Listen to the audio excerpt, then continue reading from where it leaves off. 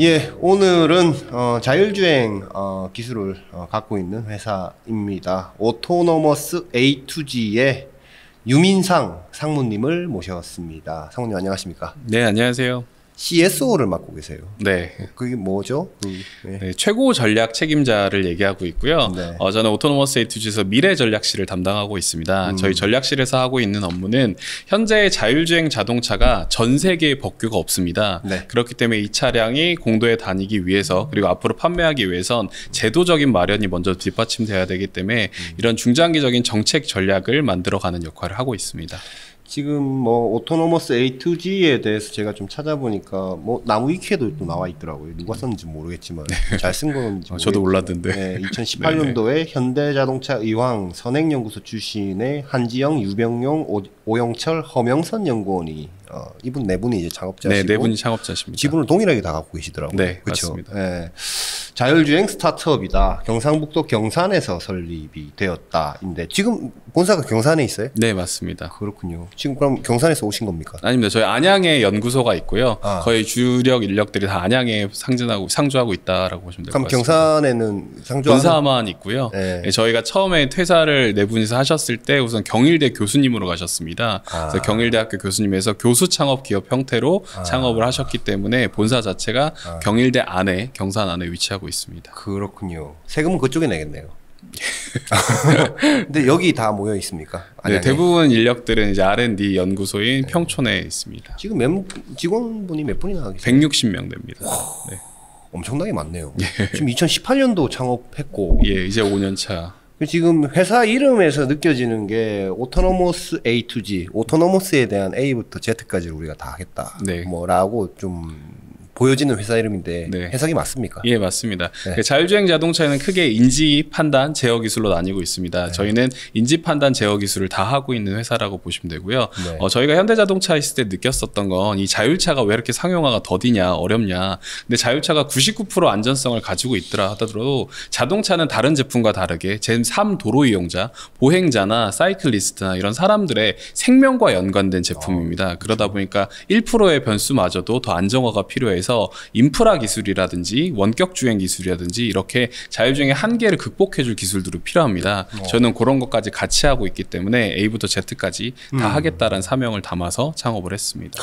근데 A부터 Z까지 하려면 자금이 많이 필요할 것 같은데 지금 뭐 인력도 지금 160분 네. 계시면 네. 다 월급도 많이 받으시는 분들이실 것 같은데 2018년도에 창업하셔가지고 그 정도 지금 이제 조직 체계를 갖추려면 투자도 좀 자금 조달도 많이 하셨어야 되겠네요. 네. 그래서 여기 현재까지는 이제 시리즈 B를 작년에 맞춰서 누적 투자 금액은 좀 500억을 좀 넘고 있고요. 네. 현재까지 이제 누적 매출 금액이 이제 200억을 좀 달성을 했습니다. 매출이 있습니까? 네, 매출이 있습니다. 저희가 이제 자율주행 자동차 기업은 유일하게 좀 매출이 있는 회사고요. 그렇군요. 왜냐하면 자율주행 자동차가 현재 매출을 내기 어려운 건 앞서 말씀드린 것처럼 법이 없습니다. 이 법이 없다는 건 자율차를 판매할 수 없다라는 얘기거든요. 그렇기 때문에 매출을 발생하기 힘들어서 저희는 현재 자율주행 사업들, 각 이제 지자체에서 하는 각 자율주행 사업들을 수주해서 그 용역 매출 형태로 지금 매출을 좀 발생시키고 있습니다. 그래서 저희가 현재 전국에서 가장 많은 자율주행 자동차를 운행하고 있습니다.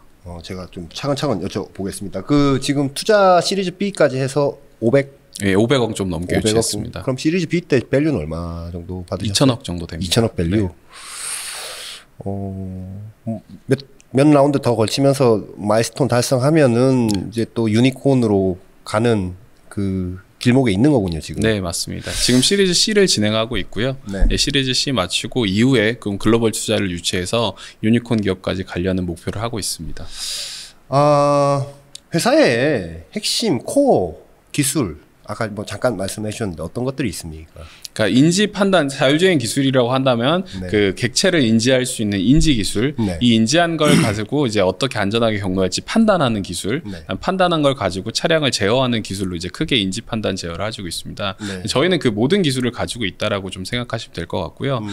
저희의 강점이라고 할 수 있는 거는 우선 이런 소프트웨어, 하나의 소프트웨어로 현재 전 세계에서 가장 많은 차종을 운행하고 있습니다. 어떻게 이렇게 됐냐라고 하면은 구글의 웨이모나 GM의 크루즈 같이 전 세계 1, 2 기업들은 전용 차종을 가지고 하고 있습니다. 하지만 저희는 그런 전용 차종을 실제로 만들기 힘든 작은 규모의 스타트업이죠. 그래서 전국에서 하고 있는 자율주행 사업들을 수주하면서 매출을 좀 발생시키고 있습니다. 그래서 세종시 같은 경우에는 어떤 큰 형태의 버스를 원하고, 또 안양시 같은 경우에도 버스를 원하고, 대구시 같은 경우에는 택시 같은 카니발을 원하고, 이렇게 각 사업 주체들이 원하는 차종들을 하다 보니까 제일스의 초소형 자동차, 버스, 그다음 전기 자동차, 뭐 SUV, 세단, 그리고 광주에선 청소차로도 자율차를 좀 만들었었거든요. 네. 현대 마이티를 베이스로 한 청소차, 이렇게 기타 등등 여러 가지 차종들의 사업을 수주하다 보니까 현재 13개 차종, 전 세계에서 가장 많은 차종을 자율차로 좀 만드는 경험을 가지고 있습니다. 이래서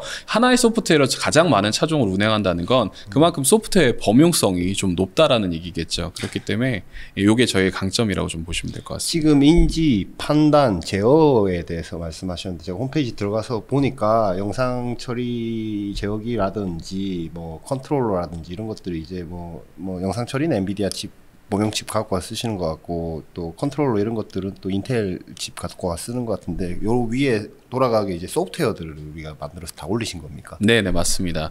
저희는 대부분 자동차 회사 출신들이 많이 있습니다. 절반가량이 현대자동차, 만도, 모비스, 기타 등등 자율차 관계사에서 좀 왔고요. 그렇기 때문에 차량을 좀 이해하고 있는 이해도가 높습니다. 그래서 저희는 자체적으로 인베디드 제어기를 만들어서 이 안에서 돌려야 나중에 이게 내재화될 수 있고 양산화할 수 있다라고 판단해서 저희가 보드나 제어기들을 자체적으로 개발해서 다 쓰고 있습니다. 그렇군요.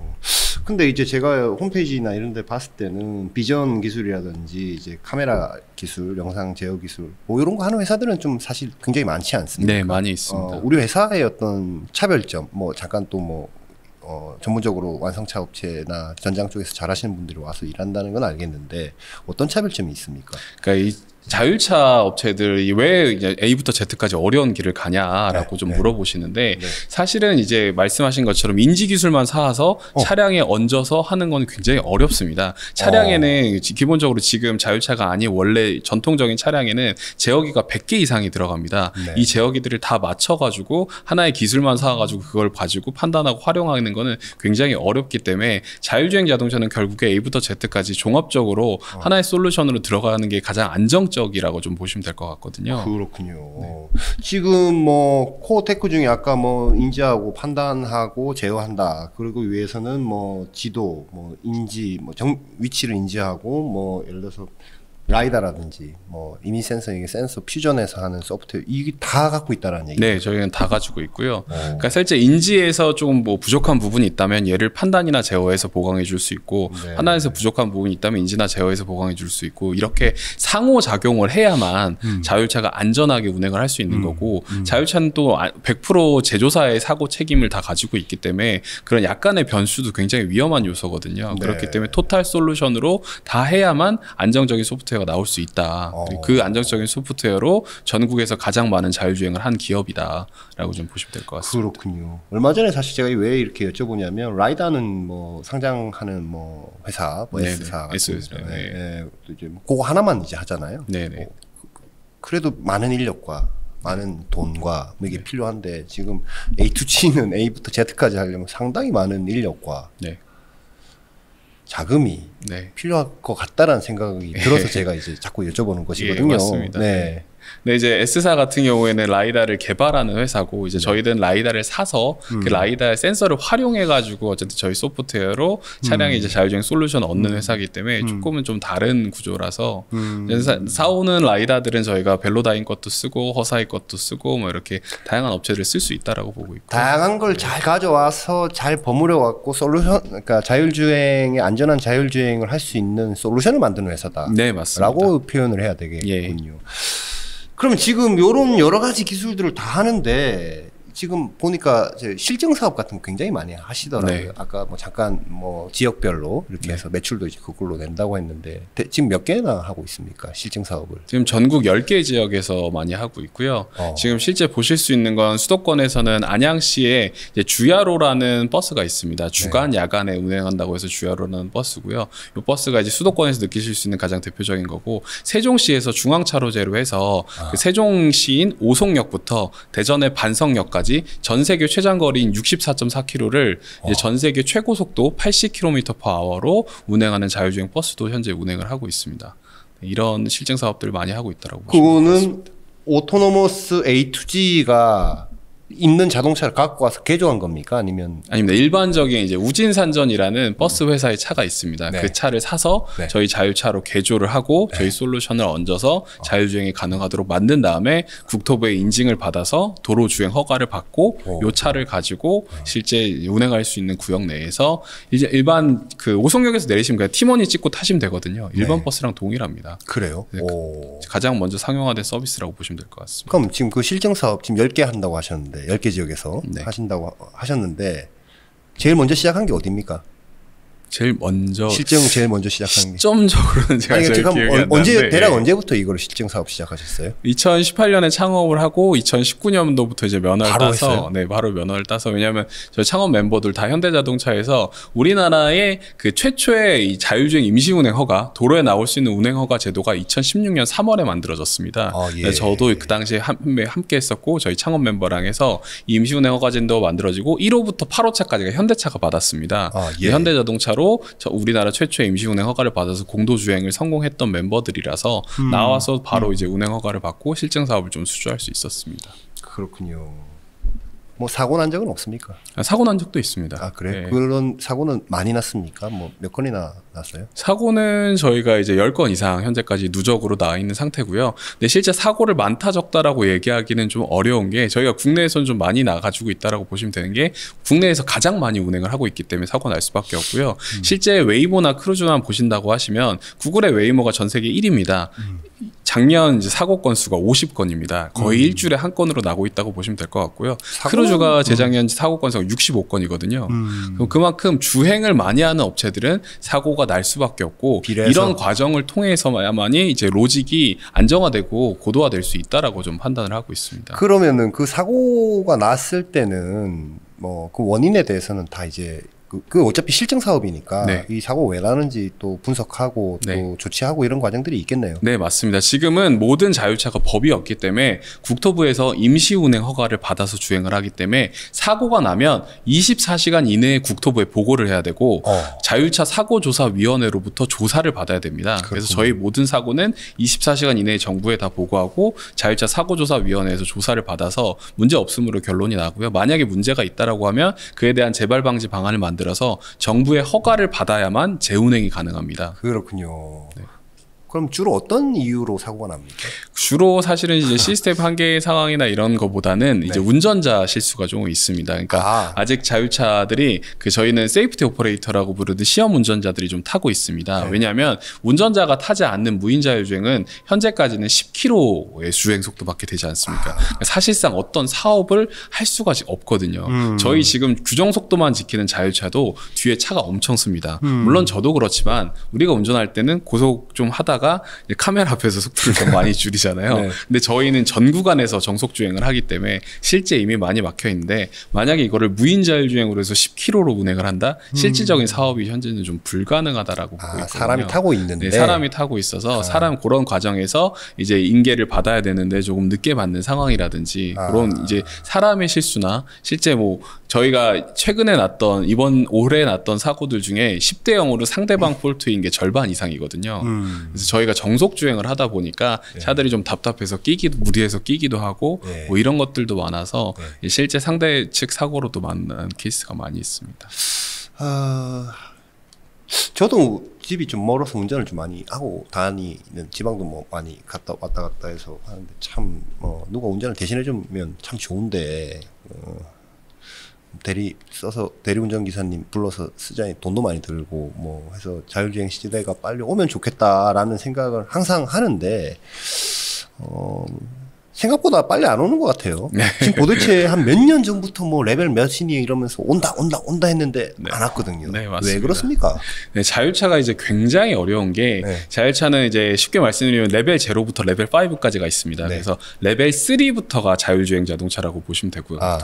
레벨 3랑 레벨 4가 지금 많이 돌아다니는 차들인데 레벨 3는 이제 시스템 한계 상황에서 운전자가 받으세요라고 하면은 받을 준비를 상시적으로 하고 있어야 되는 게 레벨 3고요. 레벨 4는 4부는 정해진 구간에서 운전자의 개입이 전혀 필요 없습니다. 그래서 뭐 페달이나 스티어링 휠이 없는 형태의 자동차들도 많고요. 레벨 5는 모든 구역에서 이제 완전 자율주행이 되는 거거든요. 근데 이제 가장 최근 연구에서는 이제 레벨 5는 2100년 이후로 넘어가고 있습니다. 이 전 구간 자율주행은 진짜 거의 불가능한 영역이다. 정말 어려운 영역이다. 우리 살아있을 때는 어렵겠네요. 저 살아있을 때는 어렵다고 솔직히 좀 보고 있고요. 네. 이 레벨 3 자율주행을 시작하는 레벨 3도 2020년 6월에 그 유엔에서 국제 기준이 처음으로 나왔습니다. 네. 그리고 지금 딱 4년이 지났죠. 네. 4년이 지난 지금까지 전 세계에 인증받은 제조사가 혼다랑 벤츠 딱 두 곳밖에 없습니다. 그 혼다는 그리고 실제 100대 시험 양산만 하고 끝났고요. 네. 100대에서 정부의 B2B로만 팔고 끝나버렸기 때문에 양산화됐다고 하고 하기 좀 포연하기 어렵고요. 벤츠만 유일하게 전 세계에 인증을 받은 회사인데 벤츠 또한 60km까지만 고속도로에서 차로 유지만 가능한 레벨 3입니다. 그리고 영하의 온도나 겨울에 작동하지 않는데 가격은 700만 원이죠. 옵션 가격이. 네, 네. 옵션 가격이 700만 원이기 때문에 사실상 이것도 상용화되기는 좀 어렵다라고 하고 있고 이 레벨 3부터 시작되는 자율차부터 이렇게 굉장한 어려움을 겪고 있기 때문에 이렇게 자율차 시대가 쉽게 오지는 않을 것 같다. 그게 뭐예요? 기술적인 어려움 때문입니까? 아니면 뭔가 법 규제 뭐 이런 책임 공방, 뭐 책임 소재에 대한 문제 때문입니까? 그러니까 종합적이라고 보시면 될 것 같은데요. 네. 자동차는 신기술이 상용화에 적용되는 시점이 굉장히 오래 걸립니다. 왜냐하면 다른 제품과 다르게 앞서 말씀드린 것처럼 형사처벌이 있는 대상이거든요. 이 차가 정말 사람을 치거나 문제 인명사고를 일으킨다고 하면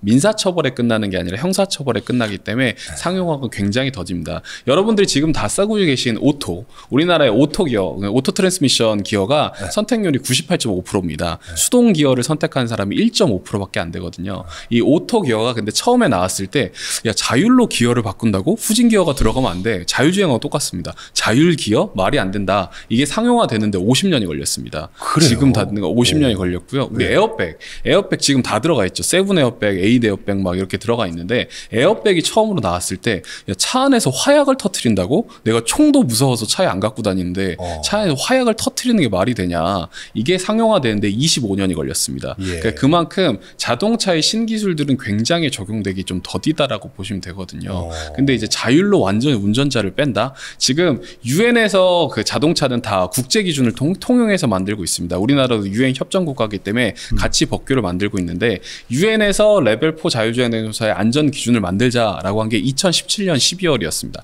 아직까지 법규를 만들고 있습니다. 지금 7년째 법규를 만들고 있거든요. 그 어떤 법규도 7년째 만들었던 법규가 여태까지 없습니다. 그러니까 AI에 대해서 규제를 해야 되는데 AI에 대해서 처음 규제하는 게 자율차인 거거든요. 대체 어디까지 얘를 규제해야 될 것이냐, 그리고 AI를 어떻게 처벌해야 될 것이냐, 이거는 법을 만드는 법제론자들 입장에서도 굉장히 어렵고, 그래서 전 세계에 딱 3개 국가만 자율차를 팔도록 되어 있습니다. 독일, 일본, 한국. 독일이 2022년 6월, 일본이 2023년 4월, 한국이 2024년 3월에 법규를 만들었습니다. 그래서 이제 한국도 내년 3월부터 레벨 4 자율차를 판매할 수 있는데요. 이 3개 국가 모두 대중교통과 물류 목적으로만 차를 판매할 수가 있습니다. 개인 용도가 아니고? 네, B2C 시장은 안 열리는 거고요. B2B 시장부터 이 시장이 열릴 거라고 보고 있는데, 그럼 진짜 자율주행 시대가 먼 거 아니냐. 근데 이게 과거로 돌아가면요. 마차에서 내연기관 갈 때도 그랬습니다. 이 자동차는 굉장히 비싸서 그 부유층의 전유물이었거든요. 그렇기 때문에 실제 서민들이 이걸 이용했던 건 대량 운송수단에서 버스나 대중교통으로 시작이 됐었습니다. 그래서 자율차를 실제 저한테 이제 많은 분들이 물어봅니다. 얼마나 하냐? 레벨 4 자율차를 너네가 만들고 있다라고 하는데 지금 다 6억 이상이거든요. 야, 6억 이상이고 정해진 구간에서 자율차만 되는데 이걸 누가 타냐? 이게 상용화 될 수 있다라고 보냐? 여러분들은 그런 차를 매일 타고 계십니다. 지금 버스들 대부분 5억에서 6억 정도 하거든요. 버스 기사님들하고 얘기해 보신 적 있나요? 사실은 거의 없죠. 인사하시는 정도, 눈인사하고 타는 정도고 정해진 구간에 버스 정류장에만 씁니다. 하지만 이거는 이미 대중교통 보편화된 수단으로 우리가 가장 많이 이용하고 있죠. 자율차도 그 시장부터 열릴 거라고 생각을 하고 있고, 그렇기 때문에 법규도 독일, 일본, 한국 모두 대중교통과 물류 목적으로만 이걸 열어놨다라고 보시면 될 것 같습니다. 세 나라의 공통점들이 좀 있습니까? 네, 세 나라의 공통점들은 인구 고령화가 좀 빠르게 진행되고 있는 국가들입니다. 네, 독일과 일본은 이미 초고령 사회로 진입을 했고요. 네. 우리나라는 아직 고령화 사회지만 초고령 사회로 빠르게 진입을 하고 있기 때문에 버스 기사들의 평균 연령이 굉장히 높습니다. 우리나라 버스 기사의 평균 연령은 이제 58.8세고요. 실제 충북에 가서 기사님들을 보시면 막내 기사님이 커피를 타주신다고 가져오시는데 막내 기사님이 저희 아버지보다 나이가 많으십니다. 네, 실제 78세 기사님도 계시고요. 네. 그런 상황이기 때문에 이런 구간들에 있어서는 실제 자율주행이 원하고 있고 인구 소멸 지역들, 실제 버스가 잘 가지 않는 지역들을 보시면 국가에서는 국민의 이동권을 보장하기 때문에 대중교통을 넣어야만 합니다. 하지만 이 구간은 실제 버스 기사님들도 원치 않고 운행 빈도수도 적기 때문에 이런 구간들이 자율주행이 돼야 된다라고 보고 있고 저희가 안양시에서 주야로라는 자율주행 버스를 운행하고 있습니다. 주간과 야간에 하는데 주간의 노선은 스타디움이라고 이제 산악 쪽까지 가는 실제 노선이 좀 부족한 곳에 좀 투입되고 있고요. 네. 야간 같은 경우에는 인덕원역에서 이제 안양 시내 아파트 단지까지 실제 이 기간 새벽 3시까지 운행하는데 이때 대중교통이 부족하잖아요. 네. 이 기간에 자율주행차를 넣는 겁니다. 그렇게 이런 부족한이나 이런 수요가 있는 데들부터 간다라고 하면 충분히 현재 기술로 상용화가 될 수 있다라고 보고 있습니다. 지금 길거리에 돌아다니는 차에 소위 말하는 어댑티브 크루즈 컨트롤이 레벨 2 정도라고 네, 봐요. 레벨 2입니다. 근데 거기서 레벨 3로 오면 아까 그 책임 소재가 제조사로 넘어온다. 네, 맞습니다. 인데 아마 그게 제일 크지 않을까 싶은데 네. 그래서 제조사들이 굳이 그거 뭐 해야 되느냐 뭐 이런 생각을 갖고 있는 거예요. 네, 맞습니다. 굳이 그걸 해야 된다는 생각보다는 제조사도 자율주행 사업부를 다 운영하고 있고 사업을 하고 있는 게 자율차가 결국에 가야만 하는 영역이고 갈 수밖에 없는 시장으로 보고 있습니다. 2030년 자율차의 규모는 지금 1,000조 원 이상으로 좀 바라보고 있고요. 많은 컨설팅 펌들의 예측이 말씀드린 것처럼 고령화 사회나 이쪽에 가야 될 방향은 맞긴 맞는데 실제 현재까지 그 리스크가 너무 크다는 겁니다. 그 사고 책임의 모든 걸 지는 게 민사처벌이 아니라 형사처벌까지 가고 자동차는 리콜이 판매액의 일정 퍼센테이지를 과징금으로 맞습니다. 과징금으로 내야 되는데 실제 그동안은 예를 들어 리콜이 된다. 그럼 그랜저 몇 년 몇 월 생산부터 몇 년 몇 월 생산분까지 이렇게만 됩니다. 근데 자율차는 소프트웨어잖아요. 모든 차종 관계없이 그게 과징금을 다 맞아야 되는 상황인 거거든요. 이 리스크도 결국 무시할 수가 없습니다. 자율차를 비싸게 팔아봤자 판매액의 일정 퍼센테이지를 리콜을 해야 되는데 그 리콜이 어떤 국한되지 않는 게 아니라 모든 소프트웨어에 대한 리콜. 이러면은 그 과징금도 어마어마하거든요. 지금 레벨 2와 3의 가장 큰 차이점은 뭡니까? 레벨 2와 3 차이점은 이제 레벨 3는 핸즈오프가 가능합니다. 그러니까 레벨 2는 지금 쓰시는 현대자동차 HDA2나 기아 뭐 드라이브 와이즈나 이런 걸 선택해서 HDP든 보시면 이렇게 잡고 죄송합니다. HDP는 아니고 HDA2죠. 네. 요거를 잡고 계시면 이제 손을 떼면 핸즈 온을 하라고 계속 경고음이 울립니다. 핸들 잡으라고 하죠. 네네. 네. 핸들 잡으라고 계속 경고음이 울고 계속 안 잡으시면 자율주행 기능이 꺼져버리죠. 근데 이제 그 레벨 3로 간다라고 하면 이 핸즈 오프가 가능하게 됩니다. 그 운전자는 전방만 주시할 수 있는 아이 오프는 안 되기 때문에 전방만 아이 온 하고 있으면 한계 상황에서 운전자가 받아라 라고 하면 그때만 받으면 되는 거죠. 이게 큰 차이라고 보시면 됩니다. 큰 차이군요. 근데 그 차이에 이제 사고가 났을 경우에 이제 제조사가 이제 책임 소재, 책임을 져야 되는 부분들이 있기 때문에 뭐 일반 차량 그냥 개인용 차량, 승용차로는 좀 말씀하신 대로 적용이 되게 쉽지 않을 것 같고, 네.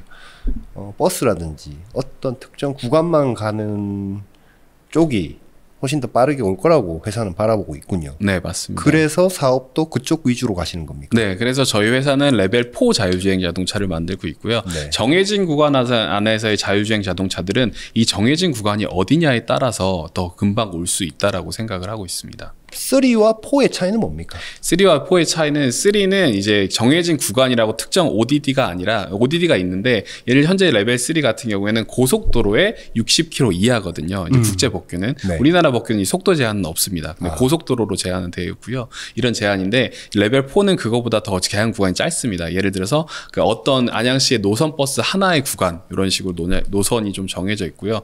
예를 들어서 세종시 같은 경우에는 오송역부터 반성역까지 이런 아예 구간이 특정지 지어져 있고 이 특정 구간에서 운전자의 개입이 전혀 필요가 없습니다. 그래서 페달이나 스티어링 휠이 없는 자동차가 나오는 게 레벨 4고요. 레벨 3는 그런 게 아니라 기존 운전자가 언제든 개입할 수 있는 상태여야 되기 때문에 현재 여러분들이 타시는 차에서 크게 형태가 달라지지 않는다라고 보시면 될 것 같습니다. 그러면 오토노머스 A to G는 나중에 매출을 어쨌든 회사가 내셔야 되잖아요. 지금도 뭐 누적 매출은 있다고 하셨는데 흑자를 낼 만큼 매출을 내는 것은 그렇게 지역별로 뭐 버스라든지 뭐 물류 뭐 이런 것도 됩니까? 네, 물류도 됩니다. 물류라든지 이런 영역에서 어떤 아까 뭐 차 만드는 그런 회사랑 협력했고 뭔가 이 솔루션을 넣어주고 또 뭔가 매출을 내는 뭐 그런 걸 생각하고 계신 겁니까? 네, 그런 것도 생각을 하고 있고요. 네. 저희는 이제 내년 3월 20일부터 레벨 4 자율차를 판매할 수 있는 법규가 말씀드린 것처럼 이제 국내에 시행이 됩니다. 그럴 때를 준비해서 자동차를 만들고 있습니다. 직접 만들고 네, 있습니까? 저희는 차를요? 자동차 제조사 등록을 했고요. 아, 자동차 그래요? 제조사 등록을 해서 저희가 만들고 있는 차는 두 가지입니다. 법규가 대중교통 물류기 때문에 셔틀과 무인 화물 두 가지 플랫폼을 만들고 있고요. 저희가 A부터 Z까지 이것도 다 설계를 했습니다. 그래서 저희가 제로 베이스에서 완전 패키지부터 와이어링부터 샤시 설계나 차자 구조 설계부터 저희가 다 해서 자율차를 만들고 있고 거기에 저희 솔루션을 얹어서 소프트웨어 회사에서 하드웨어 회사까지 하는 회사로 이제 거듭나려고 하고 있습니다. 자율주행 셔틀과 물류 네, 두 가지 플랫폼을 만듭니다. 차량까지 직접 만든다. 네. 그렇군요. 돈 많이 들어야 예, 현재까지 그래서 거의 모든 누적 금액들을 투자 유치 금액들을 거기에 사용하고 있다라고 보시면 되고요. 그렇군요. 왜 이런 어려운 영역까지 하냐? 네. 근데 저희가 실제 개조차, 그러니까 일반 차를 사와서 개조해서 하는 형태는 차량을 제어하는데 한계가 있습니다. 왜냐하면 차량에 제어되는 정보는 제조사에서도 극비로 다루는 정보거든요. 이걸 안다라고 하면 차량을 마음대로 제어할 수가 있겠죠. 그렇기 때문에 이 정보를 알기는 굉장히 어렵고요. 그러면 이제 완벽한 차량의 제어나 이런 부분에 한계가 있을 수밖에 없습니다.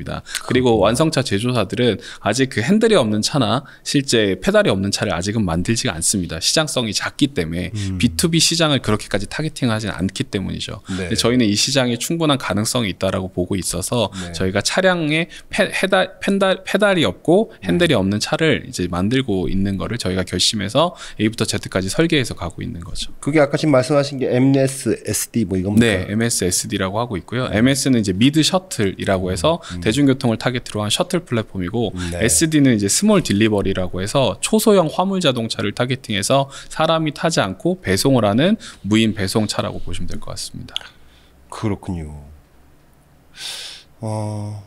매출은 언제부터 좀 본격적으로 나올 수 있을까요? 일단 내년 3월 20일에 법규가 시행이 된다라고 해도 실제 인증을 받는 시간이 필요합니다. 네. 벤츠가 레벨 3 인증을 전 세계 최초로 받았다라고 말씀드렸잖아요. 18개월이 걸렸습니다. 그렇군요. 인증 기관에서도 전 세계 최초로 인증을 해주는 게 굉장히 부담스러운 행위거든요. 네. 그렇기 때문에 3월 20일 날 법규가 시행이 되더라도 인증하는데 좀 시간이 필요할 것이라고 생각하고 있고요. 저희는 내년 내에 인증을 받아서 내년 내에 이제 일반 매출을 낼 수 있다. 자율차 회사도 요걸 좀 증명하려고 하고요. 그 다음에부터 좀 판매량을 올리려고 하고 있습니다. 좀 지금 어쨌든 시리즈 B 투자 작년에 받으셨고 지금 C 자금 조달 진행하고 계신데 좀 이제 좀 긴 호흡으로 한 3년 뒤, 5년 뒤, 10년 뒤에 회사의 그림은 어떻게 그리고 있습니까? 일단 25년도에 상장을 목표로 하고 있고요. 5년도에요? 25년도 네. 상장 목표로 추진을 하고 있고 이 상장 전에 저희가 현재까지는 용역 매출이 많은 회사지만 이제 내년 3월 20일부터 법이 나오면 이제 일반 매출을 낼 수 있는 회사를 좀 보여드리고 이렇게 그런 가능성을 가지고 좀 상장을 하려고 하고 있고요. 그 이후에는 저희는 이 시장이 성장하려고 하면 결국에 글로벌 시장으로 나가야 된다고 생각을 합니다. 네. 왜냐하면 이제 현재 많은 자율주행 자동차 회사들을 보시면 OEM들이 하나도 없습니다. 전 세계 1위부터 15위까지 보시면 구글의 웨이모, GM의 크루즈, 죽스, 뭐 게틱, 뭐 여러 엔비디아 여러분들 다 들어보셨던 자동차 회사가 아니잖아요. 네. 그러니까 레벨 4 시장은 완전 새롭게 재편되고 있다고 보시기 때문에 저희도 그 레벨 4에 새로 개편되는 시장에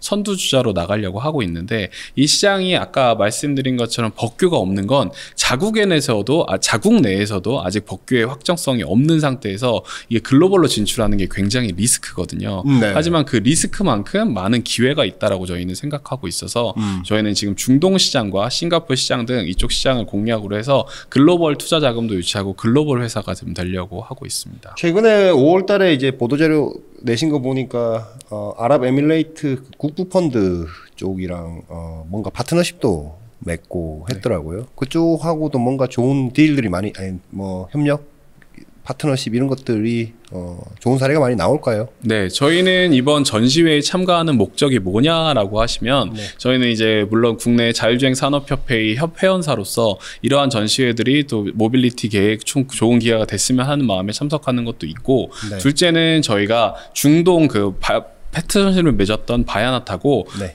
우리나라 최초 두 번째로 글로벌 자율주행 모빌리티 합작법인을 만듭니다. JV 체결식을 내일 발표할 예정이고요. 아, 그래요? 내일 전시장에서 발표할 예정인데 7월 17일 네, 전시장에서. 7월 17일쯤 발표할 예정인데 우리나라의 글로벌 자율주행 합작법인이 현재까지 현대자동차의 모셔널이 유일했습니다. 2020년도였죠. 현대자동차가 앱티브랑 합작해서 50대 50으로 이제 미국 법인인 모셔널을 좀 출범시켰습니다. 그래서 글로벌 자율주행 시장을 공략하겠다라고 얘기를 했고 저희 같은 경우에도 이제 중동 시장을 공략하려고 하는데 이 시장 자체가 말씀드린 것처럼 자국 법규 중심으로 가고 있기 때문에 현지 로컬 업체가 아니면 저희가 나가서 가는 게 굉장히 리스키합니다. 쉽지 않고 네. 실제 당분간은 세이프티 오퍼레이터를 뺄 수 없는 게 대부분 국가의 현재 상태이기 때문에 네. 저희가 도로 주행도 모르는 상태에서 세이프티 오퍼레이터를 그쪽에서 운행한다. 굉장히 리스크가 있는 행위거든요. 네. 근데 이제 중동의 이제 바야낫이라는 회사는 이제 중동의 대표적인 그 AI 그룹의 손자 회사입니다. 국부펀드의 손자 회사인데 국부펀드가 지금 운용 규모만 이제 1,000조 원이 넘거든요. 거기 뭐 최근에 보니까 한국에 AI나 이런 쪽 하는 기업들 많이 뭐 협력을 많이 하고 있더라고요. 그렇죠. 협력을 많이 그리려고 하고 있는 게 이제 중동 쪽에서도 이제 우리나라의 그 테크 기술이나 이런 것들 좀 많이 관심 있게 쳐다보고 있고 실제 그 회사는 모빌리티 회사입니다. 네. 근데 이제 많은 모빌리티 회사들이 지금 가려는 게 결국에 자율주행이거든요. 근데 이 자율주행의 플레이어가 현재 없습니다. 네. 다 자국 내에서만 하고 있고 중국 기업들은 중국 내에서 많은 정책이 완화되었기 때문에 중국 내에서만 하고 있고 미국 기업들은 미국 시장이 충분히 크기 때문에 미국에서만 하고 있고 네. 이렇게 시장들을 공략하려는 게 낫기 때문에 저희 같이 플레이어들은 이제 중동 시장에 기회가 있으면 그쪽으로 좀 가려고 하고 있는 거죠. 거기 가면 JV의 조건은 어떻게 됩니까? JV는 우선 자본금은 좀 작게 시작합니다. 좀 뭐 현대자동차에 비하면 굉장히 작을 수 있는데 스타트업에서는 좀 큰데 10 밀리언으로 시작하거든요. 10 밀리언 달러? 네, 10 밀리언 달러로 시작해가지고 네. 뭐 130억 정도 되겠죠 지금 네. 환율로. 네. 그렇게 해서 지분은 이제 51대 49로 바야낫이 51, 저희가 49로 가져가서 UAE 기업으로 되는 겁니다. 그러니까 그럼 130억 중에 49% 네, 저희가 내야 되는 상황이고요. 됩니까? 네. 네, 저희가 이제 스타트업에서는 좀 큰 투자라고 좀 큰 보시면 될 돈이죠. 것 같고 네.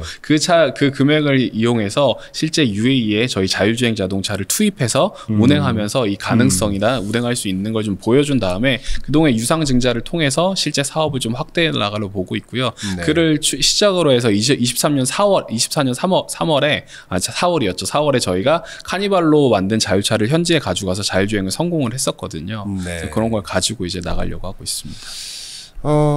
회사가 계획하신 대로 베스트 시나리오대로 잘 된다면 머지않은 시기에 오토노머스 A2G의 사진 보니까 되게 귀엽게 생겼는데 MSSD 네. 미드 셔틀이랑 스몰 딜리버리 물류 차량 도로에서 돌아다니는 거 볼 수 있겠네요. 네, 잘 되면. 네, 그쵸. 내년부터 이제 판매를 할 목표하고 있기 때문에 내년부터 좀 보실 수 있을 거라고 생각하고요. 네. 예, 대중화가 되면은 이제 내후년부터 좀 더 많이 보실 수 있을 거라고 생각하고 있습니다. 요거 뭐 노선으로 해서 예를 들어서 셔틀 같은 거 노선 버스로 투입을 시킨다라든지 아까 뭐 말씀하신 대로 뭐 밤에 늦은 밤 새벽 시간에 이렇게 했는데 만약에 사고가 난다. 물론 원인은 가려야 되겠지만 그거에 따른 회사의 어떤 리스크로 좀 돌아올 수 있는 뭐 이런 요인들이 있습니까? 네, 차량 같은 경우에 이제 사고가 나면은 무조건 제조사 책임이기 때문에 그거에 대해서 다 보장해주는 뭐 이런 리스크는 있는데 실제 우리 그 내연기관차, 과거 역사를 자꾸 얘기해서 좀 죄송한데 내연기관차가 처음 나왔을 때 영국에는 붉은 깃발법이라고 있었습니다. 네. 내연기관차가 위험하니까 그 앞에 5m 앞에서 사람 3명이 붉은 깃발을 흔들어라. 저 차가 자동으로 지나다니는데 저걸 어떻게 하냐. 이 법규가 꽤 오랜 기간 있었거든요. 제가 정확히 기억이 안 나는데 60년인가 70년 동안 그 법규가 유지가 됐었습니다. 왜냐하면은 실제 내연기가 위험하다고 생각했었기 때문에. 근데 이를 무마시켜줬던 게 자동차 보험이라는 제도의 등장이었습니다. 그렇군요. 그래서 위험하기만 내가 사고가 나도 다 보장을 해주겠다라는 보험 제도가 등장하면서 이 붉은 깃발법도 폐지가 되고 실제 좀 상용화가 될 수 있었거든요. 이것도 지금 보험을 또 하셔야 되겠네요. 네, 레벨 4 지금 보험 논의도 많이 하고 있습니다. 저희가 법규 논의도 많이 하고 있지만 자동차 손해배상법이라든지 이제 보험협회랑해서 어떤 형태 형태의 보험이 필요한지도 이제 보험사랑 많이 얘기를 하고 있거든요. 네. 그래서 그런 제도들이 생긴다면 회사 입장에서도 사실 리스크는 있지만 이를 좀 보험을 통해서 충분히 보상을 해줄 수 있고 충분히 이런 리스크를 테이킹할 수 있으면 실제 상용화 되는데 좀 더 도움이 될 거라고 생각을 하고 있습니다. 혹시 투자자들한테 얘기하는 매출액 목표치 이런 것도 있습니까? 뭐 물론 이제 그러니까 전망이고 목표치긴 하지만 네. 뭐 되면 좋은 거고 뭐 대부분 안 되는 경우도 좀 많긴 하던데 제가 스타트도 많이 만나보면 뭐 네. 5년 뒤, 10년 뒤 한 어느 정도 규모로 보십니까? 아직은 좀 국내 매출을 정확하게 말씀드리긴 좀 어려울 것 같고요. JV 이제 매출 목표라는 판매 목표는 있습니다. 네. JV 같은 경우에는 이제 1,200대 정도 향후에 1,200대 정도 중동에 좀 투입하려고 하고 있고요. 1200대. 네, 왜냐하면은 이제 중동 시장에서는 UAE에서 UAE 이제 목표는 25%의 대중교통을 자율주행화 시키는 게 목표입니다. 네. 근데 이제 25%가 이제 약 20% 정도가 1,200대 정도 되거든요. 네. 그리고 현대자동차가 UAE에 그 소나타 하이브리드로 택시를 공급했던 게 1,232대 계약했었습니다. 이게 역대 최대 중동 수주 규모의 택시였거든요. 몇 년간 3년 정도로 알고 있습니다. 회사도 지금 3년 정도로 보시죠. 아닙니다. 저희는 더 길게 5년을 좀 5년 바라보고 정도. 있고요. 5년 내에 언제부터 뭐 5년을 얘기하시는 거예요? 내년부터 내년부터 예, 5년 동안 1,200대 정도를 네네 1,200대 정도. 대당 얼마나 해요 가격이? 지금은 저희는 한 6억 이상 좀 보고 6억 있습니다. 정도, 네네. 6억 이상. 네. 그렇군요. 국내에서는 국내에서도 좀 비슷하게 좀 보고 있고요. 네. 네, 왜냐하면 이제 차량 자체에 이제 들어가는 설계가 이제 저희가 아직 대량 생산이 아니기 때문에 원가를 좀 떨어뜨리긴 힘들고 센서 가격만 사실 1억 정도가 좀 넘고 있거든요. 그렇군요. 근데 저희가 센서가 이게 좀 비싼 거 아니냐라고 하시는데 사실 구글의 웨이모 센서를 28개 씁니다. 40개 쓰죠. 센서를 40개 쓰고 GM의 크루즈 센서를 28개 씁니다. 그들이 쓰는 라이다 같은 경우에는 이제 루프 라이다가 128채널이거든요. 대당 1억입니다. 근데 저희는 그런 가성비를 맞출 수가 없어서 실제 가격 효용성도 굉장히 중요하기 때문에 32채널 라이다 2개랑 16채널 라이다 2개, 단 라이다 4개를 쓰고요. 카메라도 저희가 자체적으로 개발한 카메라 5개, 레이더도 2개만 쓰고 있거든요. 센서 개수가 10개밖에 되지 않고 실제 저희가 센서 다 해도 한 1억 정도 언더기 때문에 원가들은 향후에 이런 것들이 좀 대중화되면서 떨어질 거라고 보고 있습니다. 그러니까 국내에서도 내년부터 향후 5년간 한 1,200대 정도 생각하시는 겁니까? 좀 더 많이 이제 좀 구매를 많이. 좀 하려고 한 하고 2,000대, 있습니다. 2,000대 정도. 네, 그 정도 이상은 좀 그 이상 네. 향후 5년간. 네네. 그렇군요. 이게 지금 물류 자동차랑 셔틀 버스랑 가격은 비슷한. 네, 좀 비슷하고 이제 셔틀이 조금 더 낫다라고 좀 볼 수 있습니다. 셔틀이 아니라 물류가 좀 더 낫다라고 볼 수 있습니다. 가격이 조금 더 낮은 수준이다라는 거군요. 요거 생산은 어디서 합니까? 이 생산은 실제 아직은 뭐 정확하게 말씀드리기는 조금 대입이라 좀 어려울 것 같고요. 자동차 생산 경험이 많은 데서 좀 협업해서 하고 있습니다. 그렇군요. 네.